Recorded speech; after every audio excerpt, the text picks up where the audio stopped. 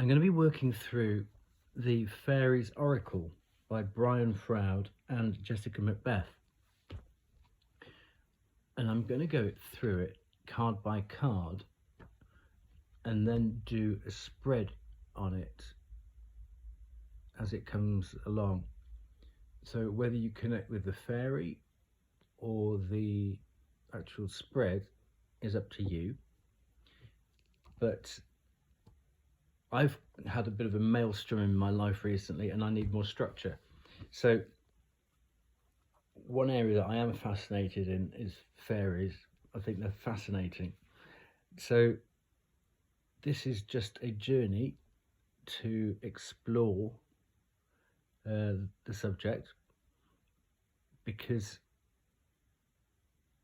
it means I don't have to do the work beforehand and then present it within a spread. We can learn it together, if you like. Then when I've gone through it, I'll have more knowledge, and so will you, if you want to come along. So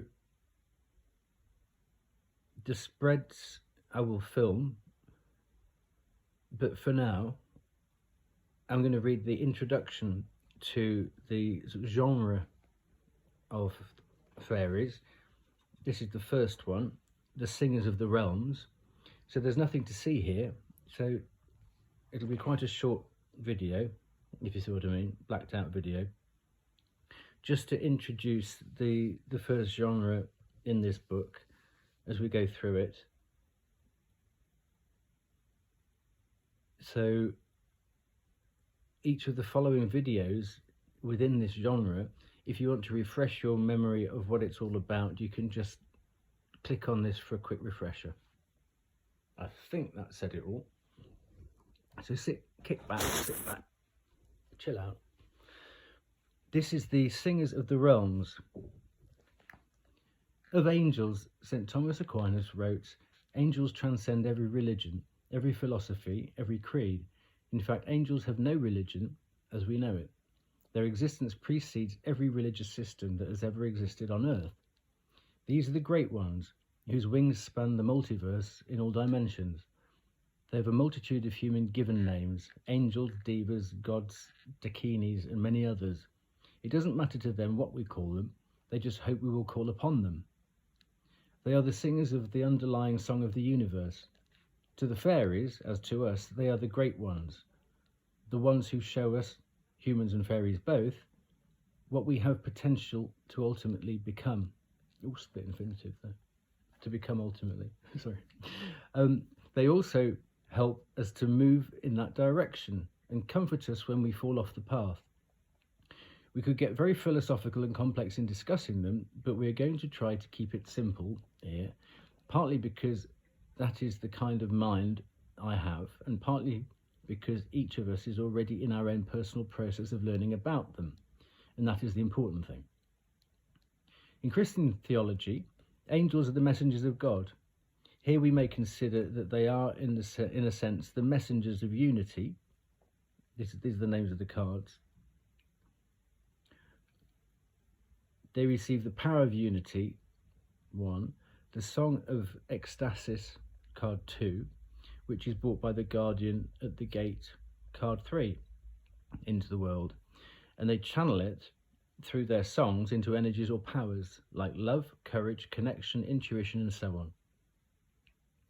The singers are constantly with us, and their energy and compassion are always available.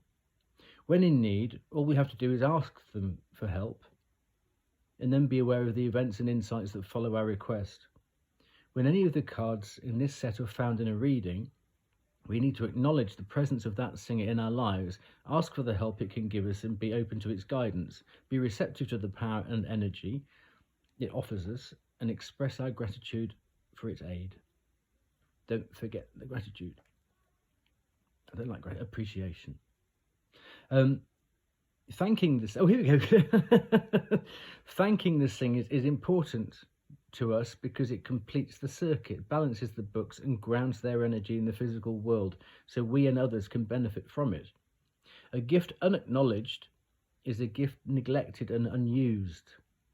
A gift unacknowledged is a gift neglected and unused. It's like being forced to write your thank you letters at Christmas, isn't it? It is through appreciation that we accept their song into our own beings and lives. When we open ourselves through prayer or meditation or love to the singers, we allow their essence to flow through us. What happened the last time you prayed for courage or insight or healing or guidance? You will understand much more about each of the singers if you think of the times that they may have been actively present in your life and what happened then. When you have prayed for courage, how did you feel afterwards?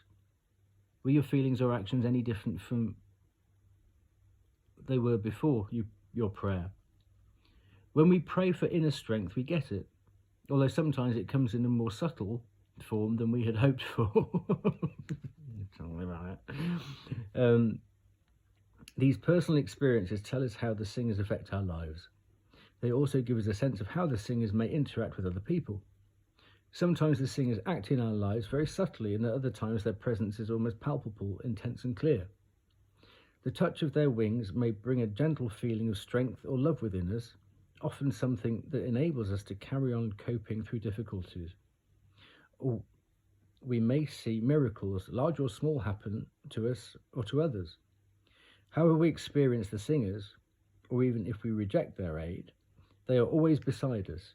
In fact, they are within us as well, part of our being, part of the entire universe, part of all that is, was, and will be, the indefinite and eternal song of the cosmos. When we are helped by the singers, we do not always get what we expect. Sometimes what we receive may be very unexpected, but it is always what we actually need. It is always what we actually need. No point in shaking your fist at the skies.